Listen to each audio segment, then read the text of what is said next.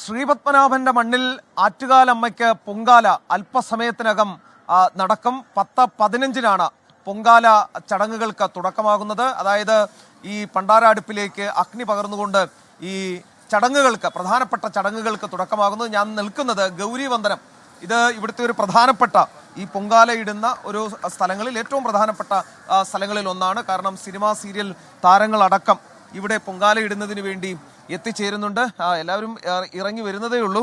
നമുക്ക് 1-2 പേർ നമുക്കിവിടെ പൊങ്കാല ഇടുന്നതിന് വേണ്ടി എത്തിയിട്ടുണ്ട്. ചേച്ചി, സ്ഥിരം വരാറുള്ളതാണോ പൊങ്കാല ഇടാൻ? 18 വർഷം പൊങ്കാല ഇടാൻ എത്തുന്നുണ്ട്.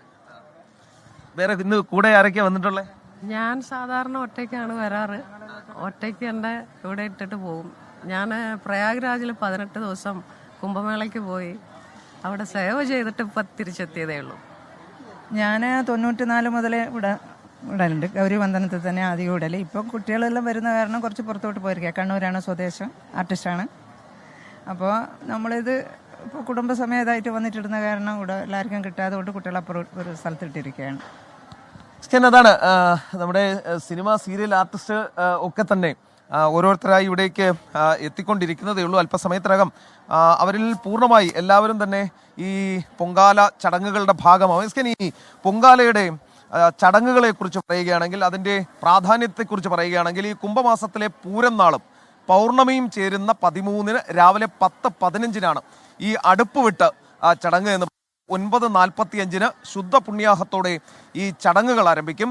ഈ കണ്ണകി ചരിതത്തിൽ പാണ്ഡ്യരാജാവിൻ്റെ വധം പരാമർശിക്കുന്ന ഭാഗം തോറ്റം പാട്ടുകാർ ആലപിച്ചാലുടൻ തന്ത്രി പരമേശ്വരൻ വാസുദേവൻ ഭട്ടതിരിപ്പാടിൻ്റെ സാന്നിധ്യത്തിൽ മേൽശാന്തി വി മുരളീധരൻ നമ്പൂതിരി ശ്രീകോവിലിൽ നിന്നും ദീപം പകർന്ന് ക്ഷേത്ര തിടപ്പള്ളിയിലെ പൊങ്കാലയടുപ്പിൽ പകരും.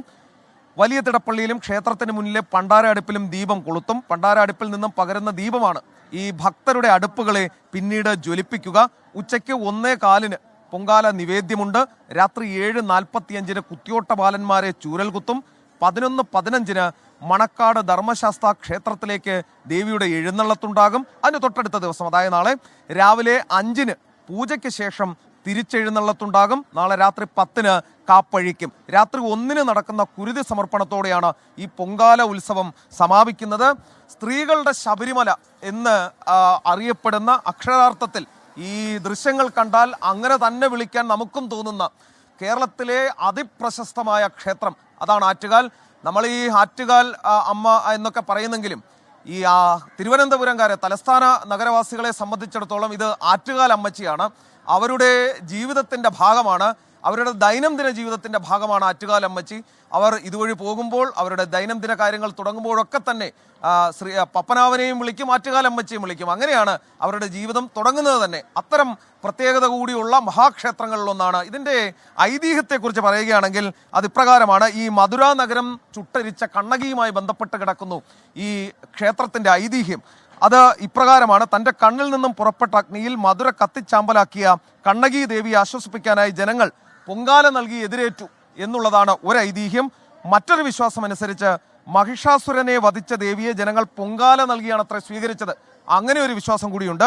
പാർവതി ദേവി ഒറ്റക്കാലിൽ നിന്നും തപസ്സു ചെയ്തതിൻ്റെ കഥയും പൊങ്കാല ആഘോഷത്തോടൊപ്പം വിശ്വാസികൾ ചേർത്ത് വയ്ക്കുന്നുണ്ട്. മൺകലത്തിൽ പൊങ്കാലയർപ്പിച്ച് 10:15 ഈ അടുപ്പ് വെട്ട് ചടങ്ങ്. പൊങ്കാല ആറ്റുകാൽ തിരുവനന്തപുരം അക്ഷരാർത്ഥത്തിൽ ഭക്തി നിർഭരമാണ്. ആറ്റുകാൽ ക്ഷേത്രത്തിൽ നിന്നുള്ള ആകാശ ദൃശ്യങ്ങളാണ് പ്രേക്ഷകർ കണ്ടത്. നിങ്ങൾക്കറിയുന്നില്ലേ, പൊങ്കാല അടുപ്പിൽ 10:15 തീ പകരുക. ഇത്രയധികം ജനലക്ഷങ്ങളാണ് ഇപ്പോൾ എത്തിയിരിക്കുന്നത്. അതിൻ്റെ തത്സമയ ആകാശ ദൃശ്യങ്ങളാണ് പ്രേക്ഷകർ കാണുന്നത്. സംസ്ഥാനത്തിൻ്റെ വിവിധ ഭാഗങ്ങളിൽ നിന്ന്, സംസ്ഥാനത്തിൻ്റെ പുറത്തുനിന്നുള്ള ആളുകളൊക്കെ തന്നെയുണ്ട്. അപ്പോൾ ഇന്നലെ തന്നെ ആളുകളെല്ലാം തിരുവനന്തപുരത്ത് എത്തിച്ചേർന്നിരുന്നു. എല്ലാ കൊല്ലവും ഏറ്റവും വലിയൊരു വിസ്മയകരമായ കാഴ്ചയാണ് തലസ്ഥാനത്ത് കാണുന്നത്. ഒരു ആശയഭിന്നതയുമില്ലാതെ ആറ്റുകാൽ പൊങ്കാലയെ ജാതിമത ഭേദമന്യേ എല്ലാവരും വരവേൽക്കുന്നു എന്നുള്ളതാണ് ഏറ്റവും പ്രധാനപ്പെട്ട കാര്യം. തിരുവനന്തപുരം നഗരത്തിൽ ഒരുപക്ഷെ ഇത്രയധികം ജനങ്ങളെ ഉൾക്കൊള്ളാൻ ഈ നഗരത്തിൻ്റെ ഹൃദയത്തിന് ഇടമുണ്ടോ എന്ന് ചോദിച്ചാൽ ഹൃദയത്തിൽ ഇടമുണ്ട് എന്ന് പറഞ്ഞുകൊണ്ടാണ് കഴിഞ്ഞ എത്രയോ കൊല്ലങ്ങളായി ആറ്റുകാൽ പൊങ്കാല അവിടെ അരങ്ങേറുന്നത്. 10:15 പണ്ടാര അടുപ്പിൽ തീ പകരുക. അതോടെ പൊങ്കാല നൈവേദ്യത്തിൻ്റെ നിർമ്മാണം ആരംഭിക്കും.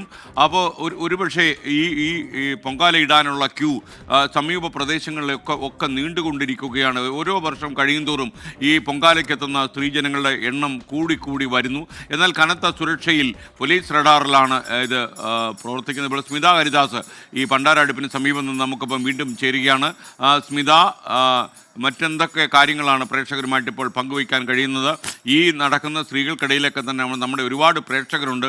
പൊങ്കാല കാരണം അവർക്ക് ഇതൊന്നും കാണാൻ കഴിയുന്നില്ല എന്നുള്ളതും പ്രധാനപ്പെട്ട കാര്യമാണ്. എന്നാലും അവരെയൊക്കെ മനസ്സിൽ ഓർത്തുകൊണ്ട് നമ്മൾ സ്മിതയിലേക്ക് പോകുന്നു.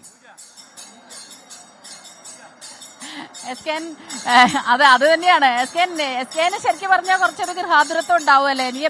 ഇവിടെ ഈ നാട്ടിൽ ശരിക്കും പറഞ്ഞാൽ ഒരു ചിന്തകളെല്ലാം ഒന്നായി മാറുന്നു എന്നുള്ളതാണ്. അത് ഏത് തരത്തിലുള്ള വിശ്വാസങ്ങളാണെങ്കിലും അതെല്ലാം ഇവിടെ സംഗമിക്കുന്നത് പോലെയാണ്, ഒന്നായി മാറുന്നു. കാരണം ആതിഥ്യമരുളാൻ തന്നെ, ഭക്തർക്ക് ആതിഥ്യമരുളാൻ ഇപ്പൊ സ്ഥിരമായി ക്ഷേത്ര ദർശനം ഒന്നും നടത്താത്ത ആളുകളോട് വരെ നമ്മൾ സംസാരിക്കുമ്പോൾ അവർ പറയുന്നത് ഇന്നത്തെ ദിവസം അല്ലെങ്കിൽ ഈ ഒരാഴ്ചക്കാലം നമ്മൾ ഏത് ഭാഗത്തു നിന്ന്, കേരളത്തിന്റെ മാത്രമല്ല പുറത്തുനിന്ന്, അത് ഒരു ഭാഷ സംസാരിക്കുന്നവർ തന്നെ വേണമെന്നില്ല, മറുഭാഷക്കാരാണെങ്കിൽ പോലും അവർക്ക് ആതിഥ്യം നൽകാൻ വേണ്ടിയിട്ട് അടച്ചിട്ട വീടുകളുടെ മുറികൾ തുറന്നു കൊടുക്കുന്നു. ഗേറ്റ് എല്ലാം തുറന്നിട്ടിരിക്കും. കാരണം അവർക്ക് പൊങ്കാല വയ്ക്കാനായിട്ട്, പൊങ്കാല ഇടുന്നതിന് അവരുടെ വീട്ടുമുറ്റത്തും അവർ സൗകര്യം കൊടുക്കുന്നു. അങ്ങനെ അവർക്ക് വേണ്ട ഭക്ഷണം കൊടുക്കുന്നു.